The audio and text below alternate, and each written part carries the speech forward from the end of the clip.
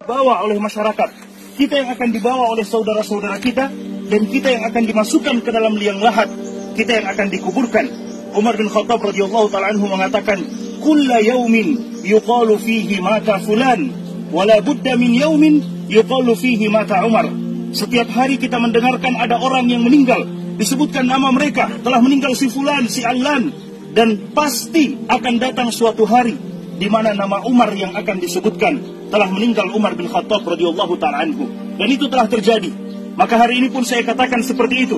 Setiap hari kita mendengarkan ada orang yang meninggal, pasti akan datang suatu hari nama kita yang akan disebutkan, saudara-saudara sekalian.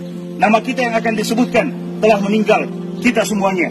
Disebutkan nama-nama kita menuju kepada Allah Subhanahu wa ta'ala. Suatu ketika peristiwa yang sama terjadi kepada Al-Imam Al-Hasan Al-Basri rahimahullahu ta'ala.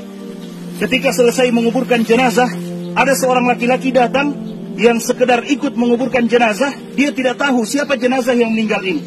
Maka dia bertanya kepada Imam Al-Hasan Al-Basri, siapa orang yang meninggal ini wahai Imam? Al-Imam Al-Hasan Al-Basri kemudian melihat kepada orang yang bertanya tersebut dan mengatakan, hadza ana wa anta, ini adalah aku dan kamu kelak yang akan dipanggil oleh Allah Subhanahu wa ta'ala. Bukan siapa-siapa, ini adalah kita, saudara-saudara sekalian. Karena kelak kita yang akan dikuburkan seperti ini. Kemudian Al-Hasan Al-Basri mengatakan, ya ibna Adam, innama anta ayyam, idza dhahaba yawmuka dhahaba ba'duka. Wahai anak cucu Adam, sesungguhnya engkau hanyalah hitungan hari demi hari.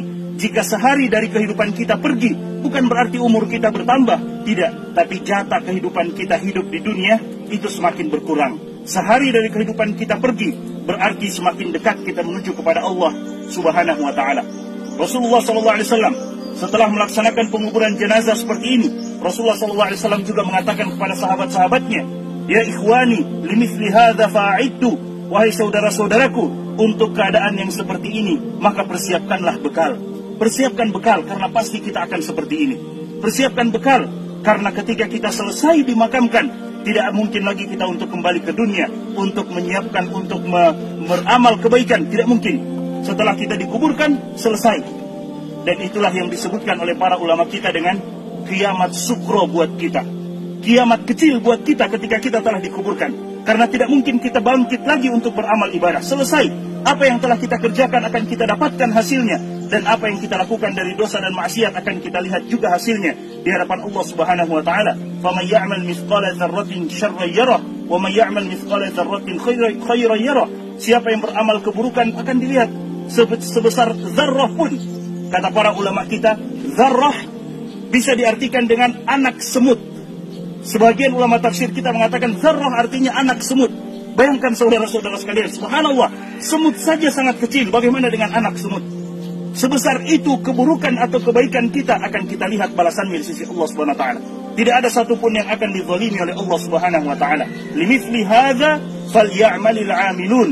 Untuk keadaan seperti ini, maka hendaklah kita mempersiapkan amalan-amalan yang terbaik. Selesai menguburkan, Nabi SAW mengatakan kepada para sahabatnya, Salullaha li akhikumut tathbit.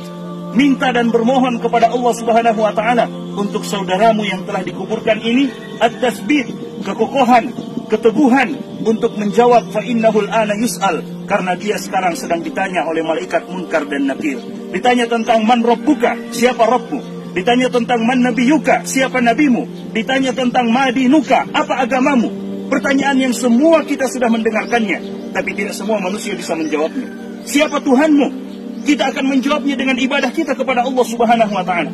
Siapa nabimu? Kita akan mampu menjawabnya dengan bukti nyata mengikuti Nabi SAW, mengamalkan sunnah-sunnah beliau dan menjauhi perkara-perkara yang beliau tidak datang dengannya. Dan apa agamamu? Kita akan mampu menjawabnya jika kita beragama dengan agama yang dibawa oleh Nabi Muhammad SAW. 3 pertanyaan yang kita mampu menjawabnya sesuai dengan bagaimana kita mengamalkan 3 hal tersebut di kehidupan dunia ini. Nabi SAW mengatakan seperti itu kepada para sahabat. Kemudian Allah Subhanahu wa ta'ala berfirman di dalam Al-Quran, Yuthabbitullahu allazina amanu bilqawli tsabiti fil hayati dunya wa fil akhirah. Orang-orang yang beriman, yang teguh dengan keimanannya, yang istiqomah dengan keimanannya, mereka, kata Allah Subhanahu wa ta'ala, Yuthabbitullahu allazina amanu bilqawli tsabit. Allah akan kokohkan mereka dengan perkataan yang kokoh, perkataan yang kuat, yaitu la ilaha illallah. fil hayati dunya, dalam kehidupan dunia mereka, wa fil akhirah, dan dalam kehidupan akhirat mereka. Dan kita semua tahu, kuburan bukan rumah terakhir buat seseorang, tapi kuburan adalah rumah pertama menuju negeri akhirat. Sebagaimana yang diriwayatkan oleh Utsman bin Affan radhiyallahu taala anhu, ketika beliau menziarahi kubur, beliau menangis, saudara-saudara sekalian, sampai basah jenggot beliau. Para sahabat yang melihat itu mengatakan, ya Utsman, dzukirat indakal jannah wan nar, disebutkan di sisimu tentang surga dan neraka. Engkau menangis, tapi tidak seperti tangisanmu ketika engkau berada di sisi kuburan.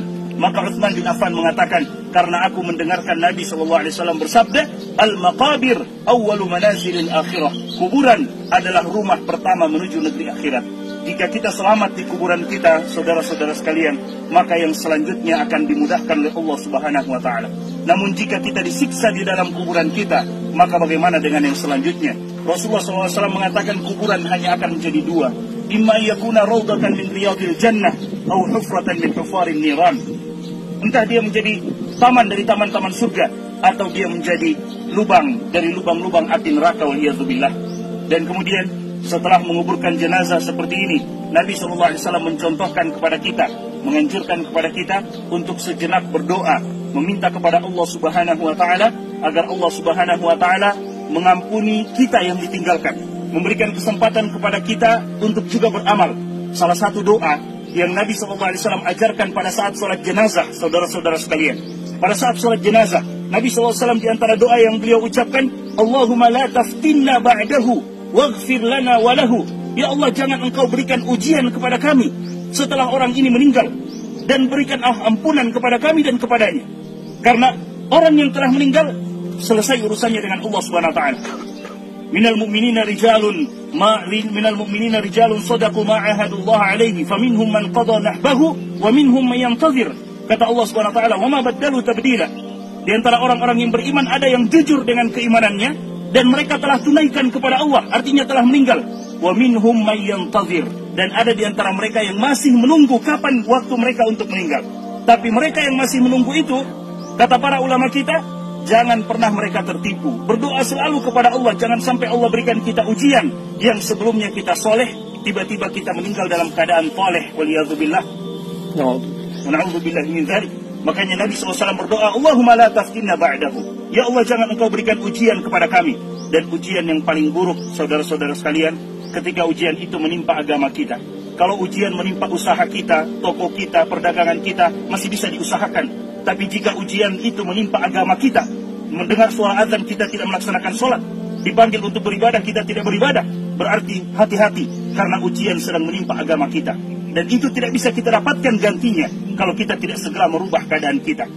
Allah Subhanahu wa taala mengatakan, "Innallaha la yughayyiru ma biqaumin hatta yughayyiru ma bi anfusihim." Allah tidak akan merubah keadaan kita sampai kita mau merubah keadaan kita untuk menjadi lebih baik, menjadi lebih menghambakan diri kepada Allah Subhanahu wa taala. Kita berdoa kepada Allah Subhanahu wa taala, masing-masing kita berdoa kepada Allah, minta agar Allah Subhanahu wa taala menyelamatkan kita yang masih hidup, mengokohkan keimanan kita, kemudian meminta kepada Allah Subhanahu wa taala agar Allah Subhanahu wa taala melapangkan kuburan beliau dan menjadikan kuburan beliau sebagai taman dari taman-taman surga.